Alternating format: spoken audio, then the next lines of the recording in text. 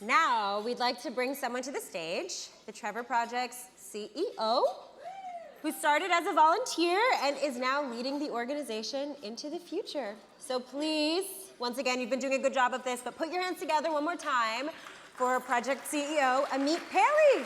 I'll be your light. Be your light.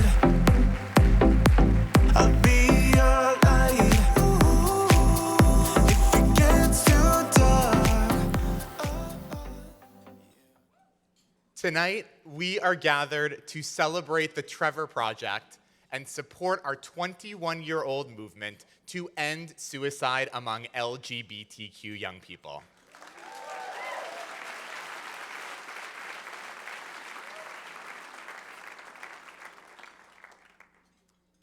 Recently, I've been thinking a lot about a time before the Trevor Project existed, when I was 10 years old.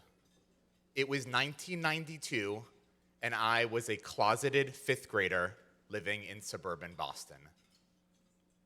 I was going through some very dark times in my life. I felt so alone. I didn't think that anybody would ever understand me or love me for who I was. I remember going to sleep at night, worried if I would ever be happy. Then, one day, I saw a phone number for a suicide hotline. I had this idea in my head that if I could talk about these scary thoughts that I was having, maybe someone would help me understand what to do. Maybe someone would help me understand how to make things better. I remember staring at a payphone in the hallway of my elementary school, close to the principal's office. I used to think what would happen if I could pick up that phone and talk to someone and call that suicide hotline. But then I started to worry, what if somebody overheard my phone conversation and told my parents? Or they overheard that phone conversation and started to make fun of me. So then I thought, maybe I would try calling from my parents' home instead, but I realized that my parents might overhear me, or maybe they would see the suicide hotline number on the phone bill.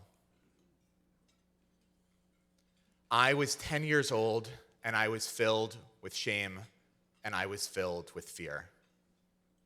So I never picked up the phone, and I never made that call. I struggled a lot over the next few years, but I was eventually able to make it through.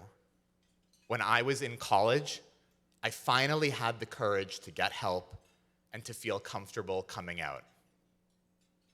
And then, 5 years ago, I met Jonathan, the love of my life, and in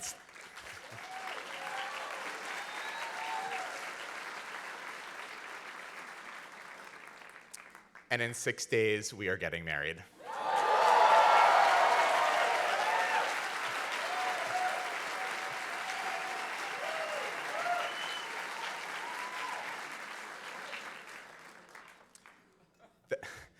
The 10-year-old, thank you.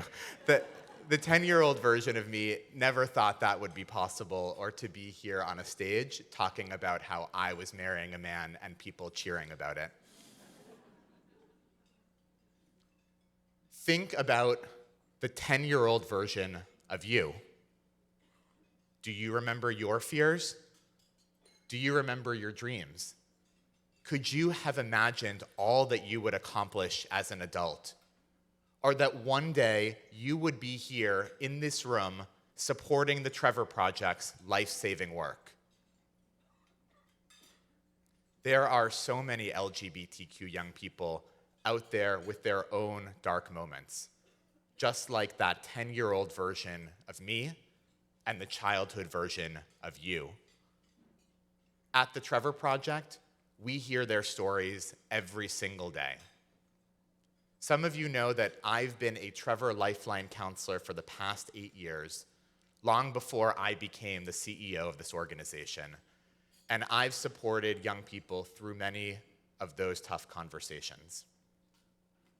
On a Lifeline shift a few months ago, I took a call from a 14-year-old girl from the Midwest who was thinking of killing herself.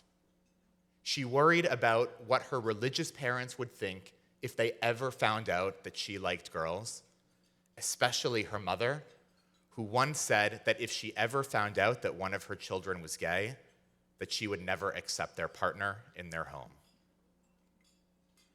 This teenage girl wasn't sure if she should come out to her family or what she should do.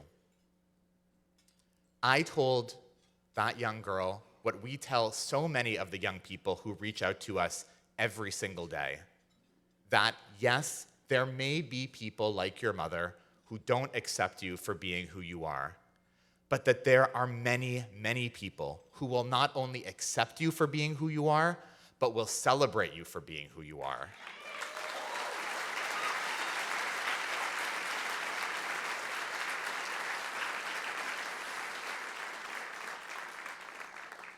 And I told her that I want you to know that I am one of those people and that I am incredibly proud of you. Yes. And when I said that, I could just hear the waterworks on the other side of the phone from someone who had never heard someone affirm them for being proud of who they are. That is what we do at the Trevor Project every single day. We are always there for LGBTQ youth in crisis, whether they are that 14-year-old girl in the Midwest, or a 10-year-old version of me, or the childhood version of you, or the younger version of every person who doesn't have the privilege to be here in this room with us tonight. In fact, at the Trevor Project, we have worked hard this year to make sure that we are reaching even more of those LGBTQ young people across the entire country. This year, we have had one of the most transformational moments in the 21-year history of this organization. We expanded Trevor Text and Trevor Chat to be available 24/7 for the first time in our history.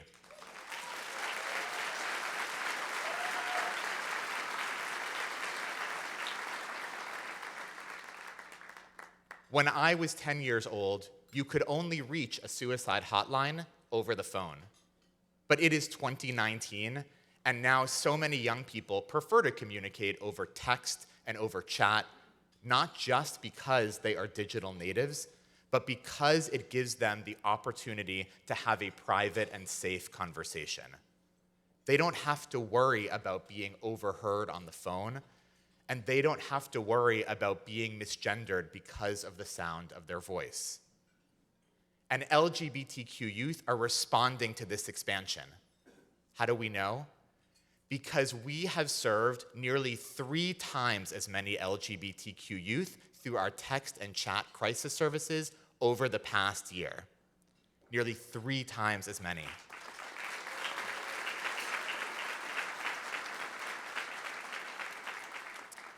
And we have done so much more. We have expanded our research department and conducted the largest survey ever done on LGBTQ youth mental health. We have expanded Trevor Space, the world's largest safe online community for LGBTQ youth, to almost 250,000 members across the entire globe. And we have expanded our campaign to end conversion therapy, helping to pass legislation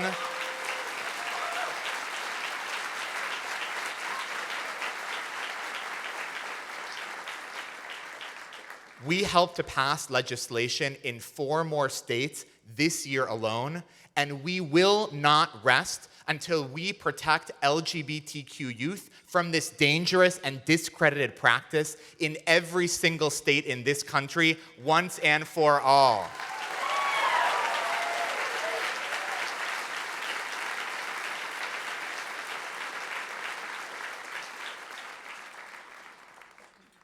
So, thank you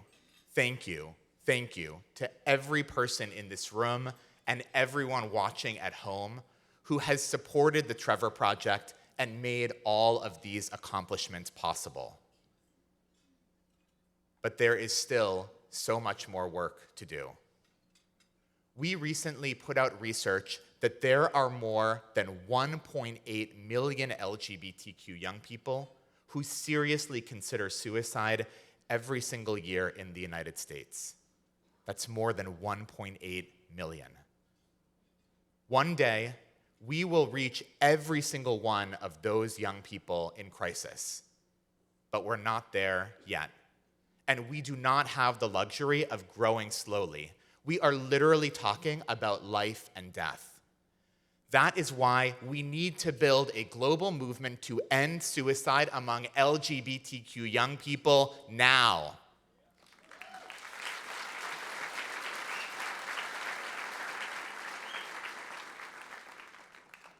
Our life-saving work never ends. Even as we celebrate the Trevor Project's mission tonight, I want you to know that right now, at this very moment, across the country, Trevor Project counselors are talking to young people, they are texting with young people, they are chatting with young people through their own dark times. We need to make sure that we are always there for them. So let's build this global movement together and show every single LGBTQ young person that they are beautiful the way that they are deserving of love and respect, and most importantly, that they are never alone.